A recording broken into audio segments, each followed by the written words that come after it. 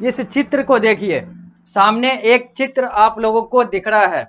इस चित्र में यह लाल रंग का या फिर कहें तो एक कत्थक रंग का या फिर कहें तो भूरे रंग का एक चित्र दिख रहा है, जहां पर भूरे रंग से हाईलाइट किया गया हुआ है, चित्रण किया गया हुआ है कुछ हिस्सों को, कुछ भागों को।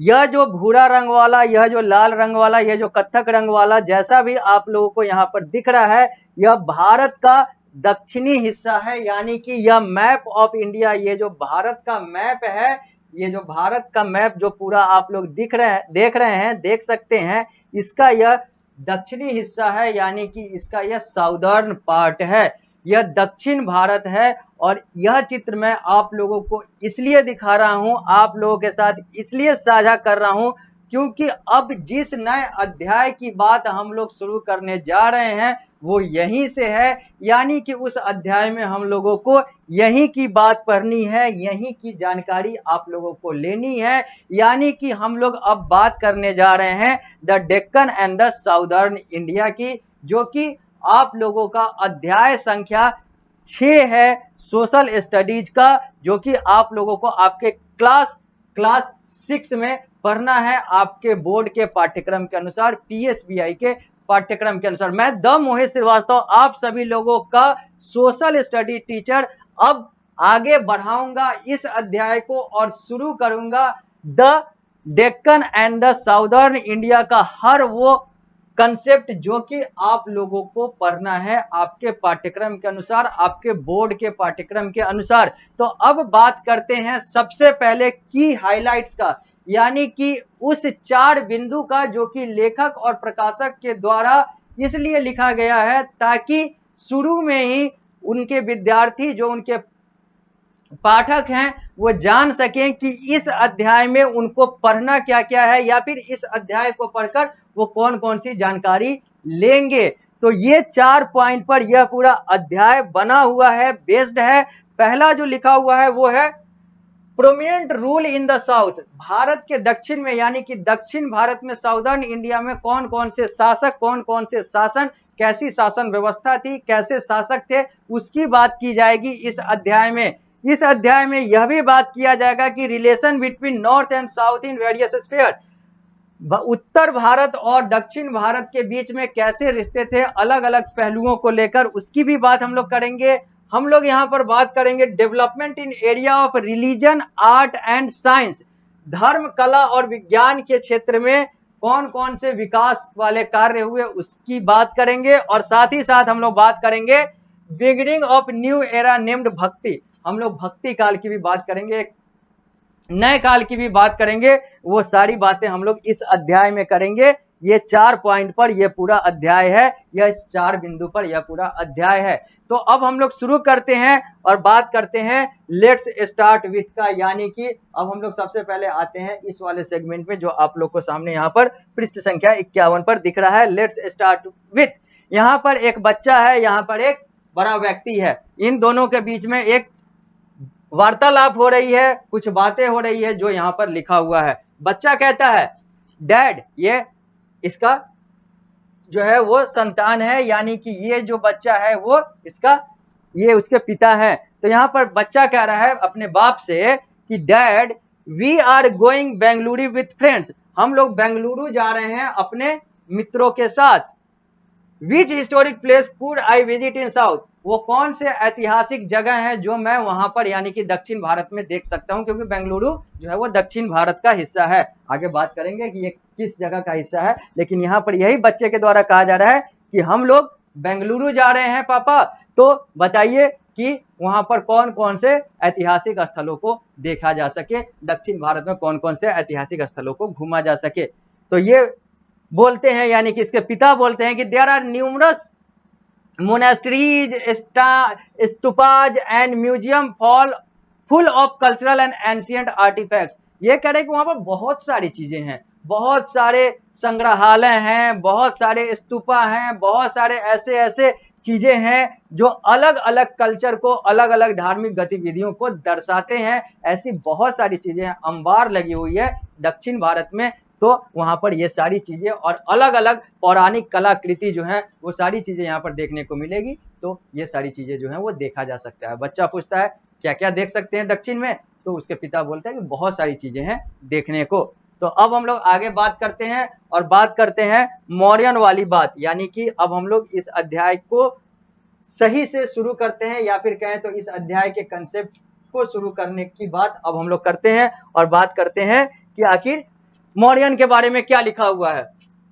The Mauryan period lasted from 321 BC to 185 BC। अगर हम लोग मौर्य काल की बात करें तो मौर्य काल 321 BC से चलते हुए 185 BC तक चला। आफ्टर द मौर्याज, मौर्य के बाद जाने के बाद, India was divided into number of kingdom. Bharat जो है, भारत पर जब तक मौर्य शासन था तब तक जो है वो भारत एक तरीके से कहें तो अलग अलग साम्राज्यों में नहीं बटा हुआ था, लेकिन मौर्य शासन के जाने के बाद India was divided into a number of kingdom. India जो है वो अलग अलग बहुत सारे साम्राज्यों में बट गया।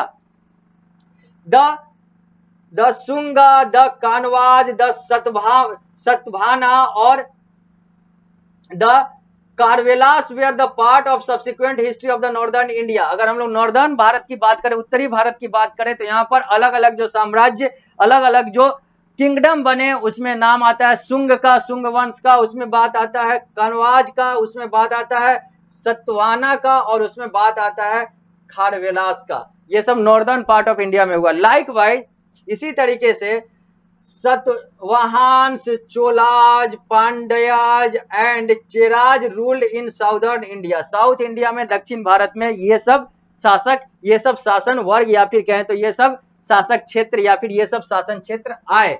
यानी कि मौर्य के जाने के बाद भारत में बहुत सारे किंगडम आए। नॉर्दर्न पार्ट में जो किंगडम है उसके नाम है, साउदर्न पार्ट में जो किंगडम है उसके नाम दिए गए हुए हैं। आगे, around this time many foreign tribes also entered the Indian subcontinent through the northwestern mountain passage। और इसी समय बहुत सारे विदेशी जनजातियां भी भारतीय उपमहाद्वीप में आ गई। किधर से? तो नॉर्थ वेस्टर्न माउंटेन पासेज से, यानी कि उत्तरी पश्चिम जो पर्वत वाला क्षेत्र है, दर्रा है, उधर से बहुत सारे लोग आए, जिसमें हम लोगों ने देखा था कि कैसे हिंदू कुश पर्वत से आर्यन आया था, और ये सारी चीजें हम लोग देखे थे। तो वही सारी बातें हैं कि यहाँ पर मौर्य काल के जाने के बाद, मौर्य वंश के जाने के बाद भारत में बहुत सारे अलग अलग वंश, या फिर कहें तो अलग अलग साम्राज्य जो हैं वो उत्पन्न हो गए, चाहे वो नॉर्दर्न इंडिया की बात हो, चाहे वो साउदर्न इंडिया की बात हो। India from 200 BC to 300 BC 300 AD, 200 BC से लेकर 300 AD तक भारत जो है वो कैसा दिखता था, वो इस मानचित्र में आप लोग देख सकते हैं, समझ सकते हैं। ये जो क्षेत्र था ये कुषाण वंश का था, ये जो था शाक वंश का था, ये जो था ये सतवाना वंश का था। ये सारे जो हैं अलग अलग जो साम्राज्य हैं, अलग अलग जो किंगडम है, कुषाण किंगडम, शाक किंगडम या फिर सतवाना किंगडम, ये सारे जो अलग अलग किंगडम हैं, ऐसा दिखता था हमारा भारत। ये बात आती है 200 BC से लेकर 300 AD तक। ये था ऐसा भारत, ऐसा था हमारा भारत का चित्रण। आगे बढ़ते हैं और बात करते हैं kingdoms of the Deccan. Deccan क्षेत्र के किंगडम की बात करते हैं। तो सबसे पहले तो यह जानने की बात आएगी कि डेक्कन का मतलब क्या होता है, डेक्कन है क्या, डेक्कन किधर है, नॉर्थ में है, साउथ में है, ईस्ट में है, वेस्ट में है, डेक्कन है तो है क्या। तो सबसे पहले यह जान लीजिए कि डेक्कन क्या है। लिखा हुआ है किंगडम्स ऑफ डेक्कन में, Dakshin a Sanskrit word meaning south. Sanskrit शब्द दक्षिण का मतलब अंग्रेजी में साउथ होता है। Distorted by the British became Deccan. और ये जो है ये ब्रिटिशर्स के द्वारा ये जो दक्षिण है यह डेक्कन बन गया। यानी कि वो लोग दक्षिण सही तरीके से उच्चारण नहीं कर पा रहे थे, या फिर अलग अलग कारणों से ये जो दक्षिण शब्द है ये अंग्रेजों ने दक्षिण को डक्कन कहने लगे, यानी कि उन लोगों ने दक्षिण को डेक्कन कहना शुरू कर दिया। वहीं से दक्षिण जो है वो डेक्कन बन गया। संस्कृत शब्द दक्षिण जो है, जो अंग्रेजी में साउथ कहलाता है, वो अंग्रेजों के द्वारा डेक्कन के तौर पर उच्चारित किया जाने लगा।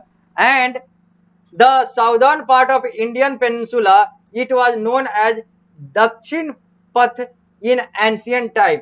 और जो साउदर्न पार्ट था इंडियन पेनिनसुला का, उसको दक्षिण पथ कहा जाता था पुराने समय में। यानी कि दक्षिण जो संस्कृत शब्द था meaning south, distorted by the British become Deccan, जो कि अंग्रेजों के गलत उच्चारण या फिर उच्चारण न कर सही कर पाने के कारण से वो डेक्कन बन गया।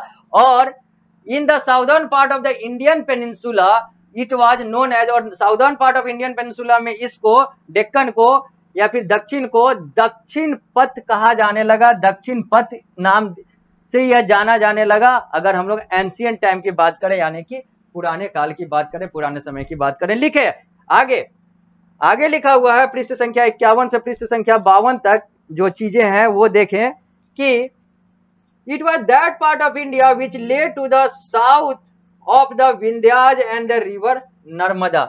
It was that part of India which lay to the south, यह वो हिस्सा था भारत का जो कि which lay to the south of the Vindhyas, जिसकी जो फैला हुआ था विंध्याज के दक्षिण और रिवर नर्मदा तक। यानी कि it was that part of India which led to the south of the Vindhyas and river Narmada, Vindhya और रिवर नर्मदा के दक्षिण में ये जो क्षेत्र था वो था। To the south of the Deccan, to the south of the Deccan, Deccan के साउथ में दक्षिण में there lived the Dravidian language speaking people, यहां पर द्रविड़ लैंग्वेज द्रविड़ भाषा बोलने वाले लोग रहते थे। यानी कि डेक्कन तो अपने आप में साउथ था भारत का, लेकिन उसके भी साउथ में जो था वो द्रविडियन रहते थे, यानी कि द्रविड़ भाषा बोलने वाले लोग रहते थे। The founder of the Satavahana dynasty was Simuka, और जो सतवाहन डायनेस्टी के जो संस्थापक माने जाते हैं वो हैं सिमुका। अब हम लोग बात करेंगे द सतवाहन की, यानी कि सतवाहनाज की बात करेंगे, सतवाहनाज डायनेस्टी की बात करेंगे। लेकिन इन सारी चीजों की बात करने के लिए हम लोगों को मिलना होगा अगली कक्षा में। इस कक्षा को देते हैं यहीं पर विराम, मिलते हैं अगली कक्षा में, तो इस अध्याय को यहीं से आगे बढ़ाएंगे।